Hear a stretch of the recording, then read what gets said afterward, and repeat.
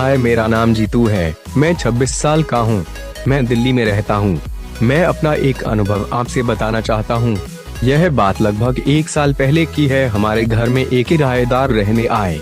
उनमें 3 लोग ही थे, पति, पत्नी और उनका छोटा भाई। दोनों भाई ऑटो चलाते थे। दिन में बड़ा भाई, रात को छोटा भाई ऑटो चलाते थे। एक रविवार मेरी ऑफिस की छुट्टी थी तो मैं अपने दोस्तों से मिलने निकल गया। शाम को जब मैं घर आया तो देखा कि एक लड़की मेरे घर के आंगन में मेरी मम्मी और बहन के साथ बैठकर बात कर रही है। मैंने सोचा कि बहन की कोई फ्रेंड होगी तो मैं सीधा बाथरूम में जाकर अपने हाथ मुंह धो आया। मैंने महसूस किया कि वह लड़की घूर घूर कर देख रही है। मैं मम्मी के वजह से उसे नहीं देख रहा था।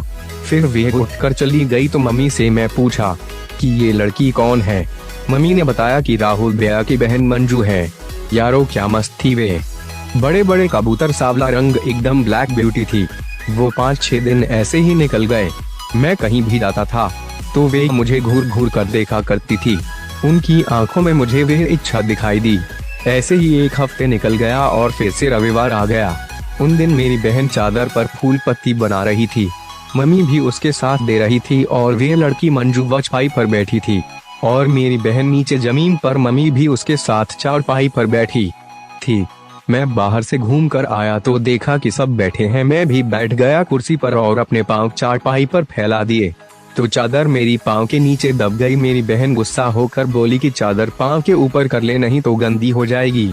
मैंने ऐसा ही किया तो मेरी पाँव अचानक से मंजू के हाथ पर लगा। मैंने अपना पाँव हटा लिया तो मेरी तरफ देखने लगी जैसे बोल रही है कि क्यों हटा लिया। मैं मुस्कुरा दिया और दूसरी तरफ देखने लगा कि किसी का ध्यान मेरे तरफ तो नहीं, पर किसी ने नहीं देखा। मुझे मजा आने लगा। मैं धीरे से उसकी कमर की साइड में अपनी पाँव से सहलाने लगा। चादर पाँव के ऊपर होने से किसी को कुछ पता नहीं चला और उसने भी कुछ नहीं कहा। मेरी हिम्मत बढ़ गई और मैं पाँव की उंगलियों से उसकी बाजू पर और पेट पर चिकोटी काटने लगा। उसने कुछ नहीं बोला। तभी मेरे पापा आ गए और सब लोग उठ गए। फिर तो मेरी हिम्मत बढ़ गई और मैं जब उसको अकेले देखता तो कभी उसके वेह दबा देता, कभी उसके पीछे उंगली करता और वे कुछ नहीं बोलती। एक दिन मैं घर पर ही था और वह भी अकेली थी। मेरी मम्मी मार्केट गई थी।